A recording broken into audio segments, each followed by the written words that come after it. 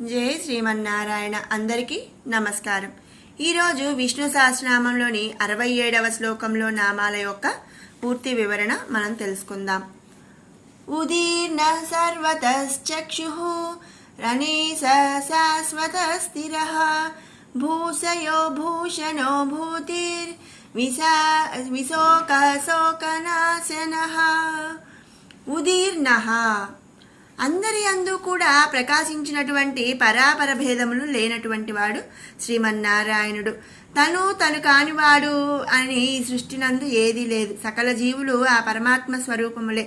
ఇంతకు ముందు కూడా మనం చెప్పుకున్నాం. ఏంటి అంటే ఈ సమస్త సృష్టి, ఈ సకల జీవకోటి, దేవతలు, పంచభూతాలు, సూర్యచంద్రులు ఇలా ఒకటి అని కాదు, ఎవరు అని కాదు. అందరిలో కూడా రాక్షసులేంటి, దేవతలేంటి, అందరూ ఈ సకల సృష్టిలో కూడా అంతర్యామిగా ఆ పరమాత్మ ఉన్నాడని, అందరూ కూడా పరమాత్మ విభూతులే అని చెప్పి మనం చెప్పుకున్నాము. అంటే ఏంటి, తను కానివాడు అనేది ఈ సృష్టిలో ఏదీ లేదు. సర్వం కూడా శ్రీమన్నారాయణుడి స్వరూపములే అన్నమాట.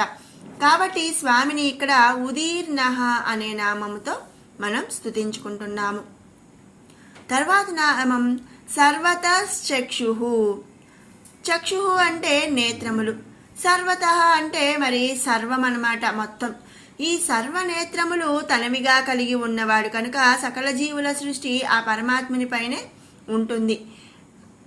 అంటే ఏంటి అంటే మరి మనం చెప్పుకున్నట్లుగా ఈ సకల జీవులు ఆ పరమాత్మ స్వరూపములే అయినప్పుడు ఆ సర్వనేత్రములు కూడా తనవిగా కలిగి ఉన్నాడు. అందుకనే సకల జీవుల సృష్టి కూడా ఆ పరమాత్మని పైనే ఉంటుంది. అందుకనే స్వామిని మనం ఇక్కడ సర్వతశ్చక్షుః అనే నామముతో స్తుతించుకుంటున్నాము. తర్వాత నామం అనీశః. భక్తవసుడు కనుక అంటే మరి ఇంతకుముందు మనం ముందు శ్లోకంలో చెప్పుకున్నాము, భక్తులకు వశమైపోతాడు అని. మరి భక్తవసుడు కనుక తన భక్తులు ఆధీనమందు ఉంటాడు. మరి ఆయన వశం, మరి భక్తుల వశం అంటే ఆయన వాళ్ళ ఆధీనంలో వశం చేసుకోవడం అంటే ఏంటంటే వాళ్ళ ఆధీనంలో ఉంచుకోవడం. కాబట్టి మరి ఇక్కడ స్వామి భక్తులకు వశుడైపోతాడు కాబట్టి భక్తుల ఆధీనంలో ఉంటాడు. పరమాత్ముడు సర్వకాల సర్వావస్థలందు కూడా భక్తులకు వశమై ఉండటానికి ఎంతగానో ఇష్టపడతాడంట. తనని ఆధీనము ఉంచుకున్న భక్తుడికి ఎంతో విధేయుడై జ్ఞాన, శౌర్య, ధర్మ, యశస్సు, కీర్తి, ఐశ్వర్యము వంటి అనేక ఫలములను కూడా ప్రసాదిస్తాడు. మరి మనం ముందు శ్లోకంలో చెప్పుకున్నాం ఏమంటే విజితాత్మ విధేయాత్మ అని. భక్తులకు వశమైపోతాడు, మరి భక్తుల ప్రేమ వాత్సల్యములు కలిగి వాళ్లకు విధేయుడుగా ఉంటాడు అని చెప్పి మనం చెప్పుకున్నాము. అదేవిధంగా మరి ఇక్కడ చూడండి, వాళ్లకు మరి వశమైపోవటము స్వామికి ఎంతో ఇష్టమంట. అలాగే వాళ్ళ ఎవరికైతే వశమై వాళ్ళ ఆధీనంలో ఉంటాడో వాళ్లకు విధేయుడై అన్నీ కూడా మరి ఫలములను, అనేక ఫలములను ప్రసాదిస్తూ ఉంటాడంట. అందుకనే స్వామిని మనం ఇక్కడ అనీశః అనే నామంతో మనం స్తుతించుకుంటున్నాము. తర్వాత నామం శాశ్వత స్థిరః. శాశ్వత స్థిరః. స్థిరః అంటే స్థిరముగా ఉండటం, శాశ్వత అంటే శాశ్వతముగా, ఎప్పుడూ కూడా మరి స్థిరముగా ఉండేవాడు శ్రీమన్నారాయణుడు. మరి మనం చెప్పుకున్న దాని ప్రకారం స్వామి సృష్టికి ముందు, సృష్టి తర్వాత, సృష్టి జరిగేటప్పుడు అన్ని త్రికాలముల్లో కూడా ఉన్నవాడు శ్రీమన్నారాయణుడు. అంటే ఏంటి, ఎలాంటి మార్పు లేదు, ఎప్పుడు కూడా స్థిరంగా ఉంటాడు. 3 కాలములందు కూడా పరమాత్ముడినందు ఎలాంటి భేదము లేదు. అతడు నిత్యుడు, సత్యమైన వాడు. అలాగే భక్తుల కొరకు అనేక మూర్తులను ధరించినాను. తమ యందు క్షయావృద్ధి లేనటువంటి వాడు శ్రీమన్నారాయణుడు అన్నమాట. మనం దశావతారాలు చెప్పుకున్నాము. భక్తుల కోసం మరి సకల కళ్యాణం కోసం, లోక కళ్యాణం కోసం, రాక్షసులను వధించడం కోసం అనేక మూర్తులు అంటే రామావతారం, కృష్ణావతారం కావచ్చు, మరి వరాహ అవతారం కావచ్చు, కూర్మ అవతారం, ఇలా అన్నీ కూడా భక్తుల యొక్క మరి భక్తులను కాపాడటం కోసం, లోక కళ్యాణం కోసం అనేక మూర్తులను స్వామి ధరించాడు. అయినా సరే అన్ని అవతారాలు ధరించినా సరే ఆయన అందు క్షయావృద్ధి లేనటువంటి వాడు, అంటే ఎదగటము లేదు తరగటము లేదు, ఎలాంటి మార్పు లేకుండా స్థిరంగా ఉన్నవాడు శ్రీమన్నారాయణుడు. అందుకనే ఇక్కడ మనం స్వామిని శాశ్వత స్థిర అనే నామముతో స్తుతించుకుంటున్నాము. తర్వాత నామం భూషయ. భక్తుల కొరకు వారికి అనువైన చోట వెలసి ఆ ప్రదేశమును మంగళకర పుణ్యక్షేత్రముగా వర్ధింపచేయువాడు శ్రీమన్నారాయణుడు. భూశయ.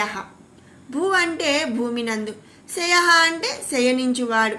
భూమి ధరించుట చేత భూదేవికి భర్త ఆగుట చేత భూమినందు మరి శయనించువాడు శ్రీమన్నారాయణుడు అని కూడా మనం చెప్పుకోవచ్చు. అందుకనే స్వామిని ఇక్కడ భూషయ అనే నామంతో స్తుతించుకుంటున్నాము. తర్వాత నామం భూషణ.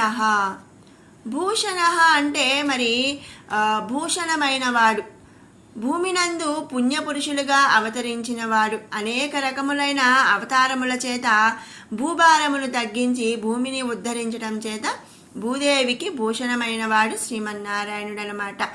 ఏ విధంగా అంటే మరి భూదేవిని మరి చాపలా చుట్టేసి హిరణ్యాక్షుడు సముద్రంలో పడవేసినప్పుడు వరాహ అవతారంలో భూదేవిని కాపాడాడు. ఇక రామావతారంలో కృష్ణావతారంలో భూభారం పెరిగిపోతుంది, రాక్షసాలు మరి పెరిగిపోయి దుర్మార్గాలు అధర్మం పెరిగిపోయినప్పుడు స్వామి మరి అవతారం ఎత్తి రామావతారం కానీ కృష్ణావతారం కానీ ఇలా అవతారముల చేత భూభారమును రాక్షసులను వధించి ధర్మాన్ని మరి నిలిపి భూభారాన్ని తగ్గించాడనమాట. ఈ విధంగా మరి భూమిని ఉద్ధరించడం చేత భూదేవికి స్వామి భూషణమైనాడు. భూమిని అందు పుణ్యపురుషులుగా అవతరించిన వాడు కాబట్టి స్వామిని ఇక్కడ మనం భూషణ అనే నామముతో స్తుతించుకుంటున్నాము. తర్వాత నామం భూతి.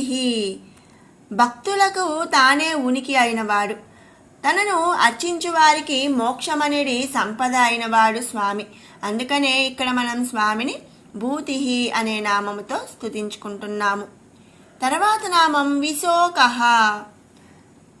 విశోక.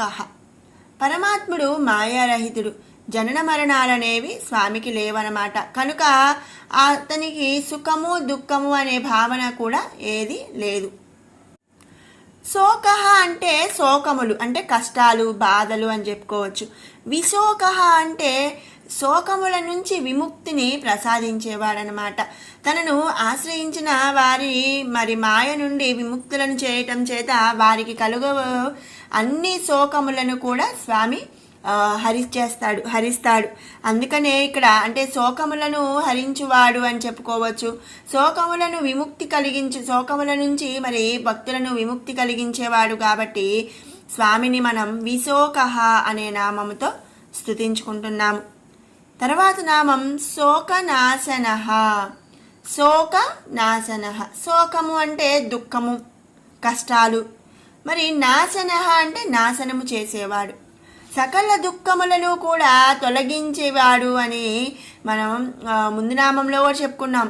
విశోక అంటే మరి శోకాల నుంచి ముక్తులను కలిగించడం అంటే మనకున్న సకల దుఃఖములను సకల శోకములను కూడా నశింపచేసేవాడు తొలగించేవాడు కాబట్టి స్వామిని మనం ఇక్కడ శోకనాశన అనే నామంతో స్తుతించుకుంటున్నాము.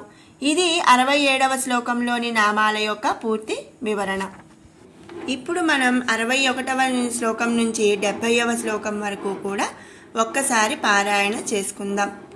సుధన్వాఖండ పరశుర్ దారుణో ద్రవిణ ప్రదః దివస్పృక్ సర్వదృగ్వ్యాసో వాచస్పతిరయో నిజః త్రిసామా సామగః సామా నిర్వాణం భేషజం భిషక్ సన్యాసకృచ్చమశాంతో నిష్టా శాంతి పరాయణం శుభాంగ శాంతిద స్రష్టా కుముద కువలేశయః గోహితో గోపతిర్గోప్తా వృషభాక్షో వృషప్రియః అనివర్తి నివృత్తాత్మా సంక్షేప్తా క్షేమకృచ్చిచవః శ్రీవత్సవక్షా శ్రీవాసః శ్రీపతి శ్రీమతాంబరః శ్రీధ శ్రీస శ్రీనివాసః శ్రీనిధి శ్రీవిభావనః श्रीधर श्रीकर श्रेयः श्रीमान् लोकत्रयाश्रयः स्वक्षस्वङ्गसतानन्दो नन्दिर्ज्योतिर्गणेश्वरः विजितात्मा विधेयात्मा सत्कीर्तिश्चिन्न संशयः उदीर्न सर्वतश्चक्षुः अनीशः शाश्वतस्थिरः भूषयो भूषणो भूतिर्विशोकाः शोकनाशनः अर्चिष्मानर्चितः कुम्भो विशुद्धात्मा विशोधनः अनिरुद्धो प्रतिरतः प्रद्युम्नो मितविक्रमः कालनेमिनिहावीरः सौरिः सूरजनेश्वरः त्रिलोकात्मा त्रिलोकेशः केशवः केशिः हरिः कामदेवः कामपालः कामीकान्तः कृतागमः अनिर्देश्य वपुः